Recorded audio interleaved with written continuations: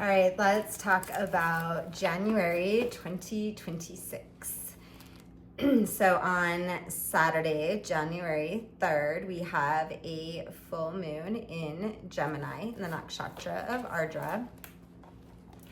And Ardra is the nakshatra where it's represented by a teardrop, and it's where we just have like a burst of tears. And so it can often mean and water natural disaster like a tsunami or a flood. And so it's always good to be aware of that when we're having a full moon in that nakshatra. And then anytime we're looking at a full moon, we want to think about the new moon. So the new moon was in Sagittarius. So that means we're going through a Sagittarius lesson cycle. That means everybody on planet Earth is going through that Sagittarius lesson cycle together. And Sagittarius is the sign where we feel very inspired. We're very lit up by our ideas. But oftentimes the pull there is that, we often might be feeling very inspired by something, but we're not actually putting that thing into practice. And Gemini is where we actually do the thing. It's, instead of just talking about how inspired we are about something, we actually go and do that something like meditate or yoga or practice the instrument that we've been wanting to work on. It's those the things that we're interested in and that we do. It's our hobbies a lot of the time. And so it's just bringing that balance to the Sagittarius who's so inspired by all these things, and then having them actually start to do the practice. And then on January 12th, we have Venus moving into Capricorn. And so we have a bunch of planets actually moving into Capricorn right now. And Capricorn energy is where we're like willing to do the hard work. It's ruled by Saturn, so it's kind of like ice cold. And we're not so worried about whether it feels good or not. We're just more worried about like fulfilling our purpose. And so this can be really helpful for trying to like achieve a goal. And for Venus, this is where Venus will not worry so much about its own pleasure. And when Venus is in Sagittarius, Venus is like, yeah, I want to like do this. I'm inspired by that. And I might be a little bit impulsive. And then Venus gets into Capricorn and it's much more practical and it's ready to like make some sacrifices in order to achieve some of its longer goals. And then the sun moves into Capricorn on January 14th. And for some people who are confused, we are talking about Vedic astrology, which goes off what is actually happening in the sky.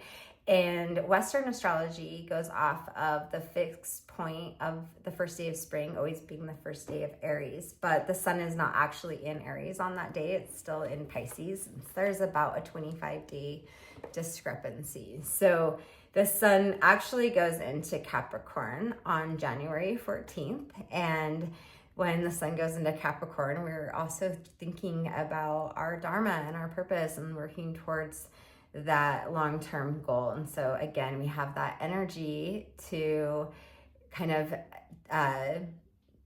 buckle down and lock in. And then Mars moves into Capricorn on the 15th, and this is where Mars is exalted. And so Mars got fired up in Sagittarius, and then moving into Capricorn, this is where Mars can really start to do a lot of the hard work that was inspiring them in Sagittarius. And then Mercury also moves into Capricorn.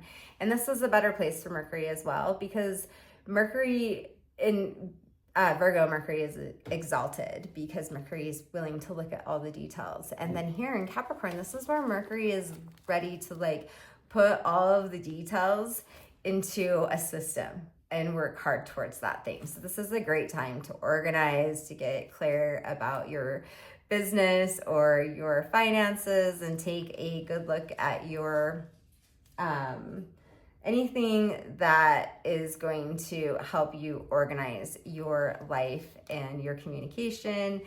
And then with all of this Capricorn energy, you might be feeling really driven and motivated, and that's fantastic. But don't forget that Capricorn's cold, and you may need to bring in a little more warmth, that Cancer warmth. And so when we get to the new moon happening in Capricorn, we're going to feel again even more of this Capricorn energy. So really focusing on the hard work and the long-term goals is the theme of the month.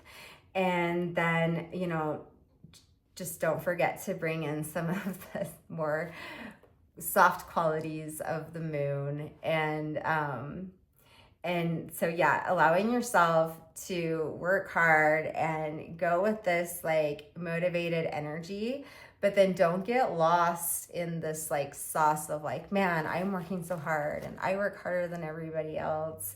And like the ego part of that Capricorn that we sometimes put into the shadow and we don't see it as the ego.